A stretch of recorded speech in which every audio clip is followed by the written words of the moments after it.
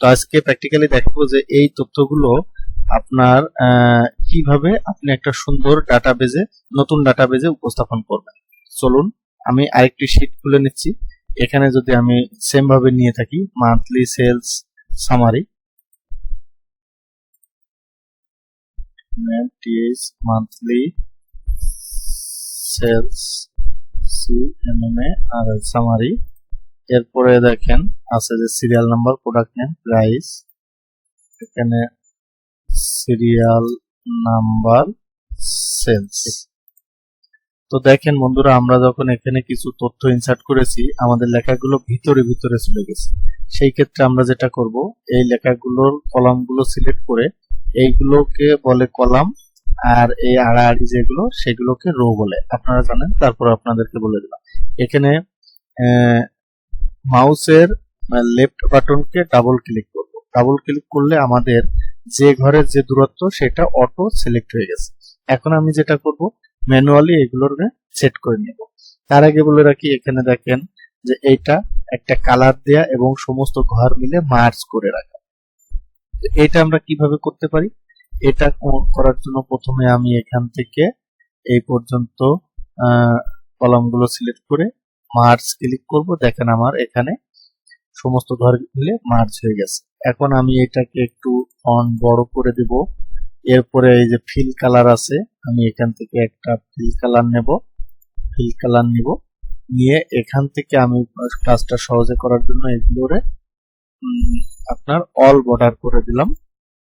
দেওয়ার পরে এখানে আমি আবার যদি ডাবল ক্লিক করি, দেখেন আমার অটোমেটিক কলামগুলো সিলেক্ট রিসাইজ হয়ে যাচ্ছে।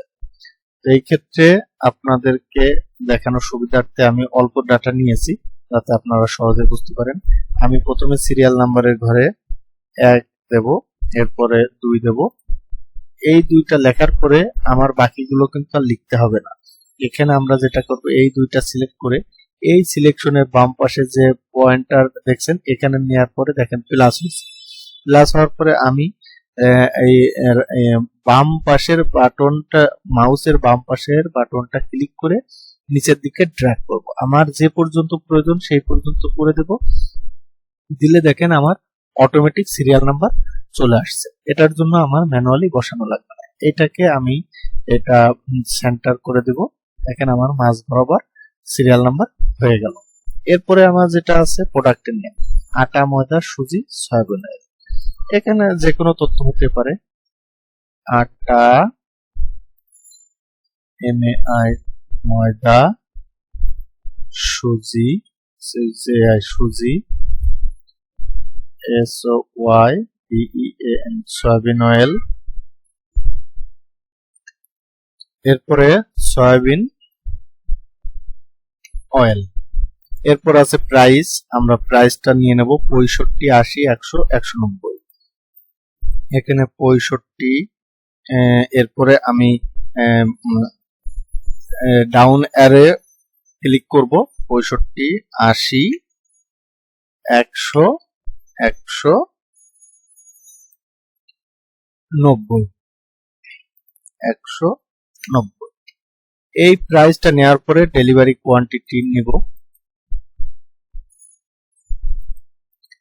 ডেলিভারি কোয়ান্টিটি আমার ডেলিভারি কোয়ান্টিটি এবার টোটাল সেলস কিন্তু আমার প্রাইসের সাথে টোটাল ডেলিভারি কোয়ান্টিটি গুণ করলে টোটাল সেলসটা চলে আসবে।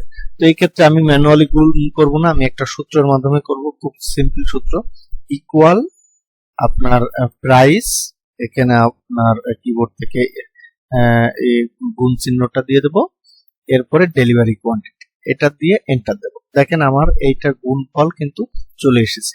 এরপরে এটার উপর মাউস রাখবো, মাউস রাখার পরে এর কর্নারে যে আইকনটা আসছে, যখন প্লাস চিহ্ন আসবে তখন মাউসের বাম ক্লিক চেপে ধরে যদি আমি নিচের দিকে ড্র্যাগ করতে থাকি, আমার কিন্তু এই যোগফলটা নিচে অটোমেটিক হয়ে গেছে।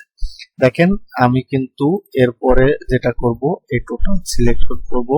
সিলেকশন করার পরে আমি সম্পূর্ণকে মাঝামাঝি দিয়ে দেব। মাঝামাঝি করে এটাকে আমি বামে রাখবো, সুন্দর। এরপরে আপনি যদি এইটাকে একটা কালার দিতে চান, তাহলে আপনার এখান থেকে এই যে আপনার চাহিদা মতো কালার দিতে পারবেন। আমি সেম টু সেম করার জন্য দেখাচ্ছি এখানে কিভাবে আছে তথ্যগুলো। পরে আপনাদেরকে আর একটা ট্রিক্স দেখাই রাখি। এই যে রো গুলোতে আমার তথ্য আছে, এই রো গুলোর হাইট আপনার যদি প্রয়োজন মতো একটু ছোট বড় করতে চান তাহলে সিলেকশন করার পরে এরপরে রেখে ডান মাউস ক্লিক করলে এখান থেকে দেখেন রো হাইট আসছে। এই রো হাইটটা আপনি যদি বাড়াইতে চান এবং কমাইতে চান তাহলে এখানে 15 আছে, আমি যদি 20 দিয়ে দিই তাহলে কিন্তু সমানভাবে দেখেন প্রত্যেকটা রো সমানভাবে বড় হবে। কিন্তু আপনি যদি ম্যানুয়ালি করতে চান তাহলে এখানে একটা করবেন, এখানে আর একটা করবেন, দেখেন একটা ছোট একটা বড় হয়ে যাচ্ছে। তো সেই ক্ষেত্রে আপনি যদি সমান্তরাল ভাবে করতে চান তাহলে এটা সিলেক্ট করে রাইট বাটন ক্লিক করে রো হাইটটাকে সেম করে দিবেন। আপনার সমস্ত রো গুলো কিন্তু সেম হাইট হয়ে যাবে।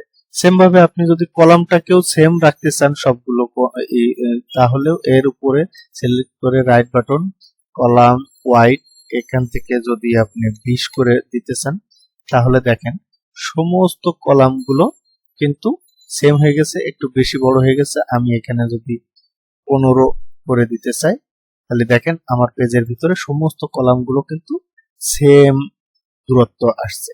এইভাবে সুন্দরভাবে প্রেজেন্টেশন করতে পারেন। এছাড়া আপনার পেজের যদি পেজ নাম্বার দিতে চান, তারপরে আপনি যদি মার্জিন ঠিক করতে চান, আমার অন্যান্য ভিডিওতে দেওয়া আছে, আপনারা লিংক দেওয়া থাকবে, দেখে নেবেন এবং আপনার মন্তব্য কমেন্টের মাধ্যমে জানাবেন।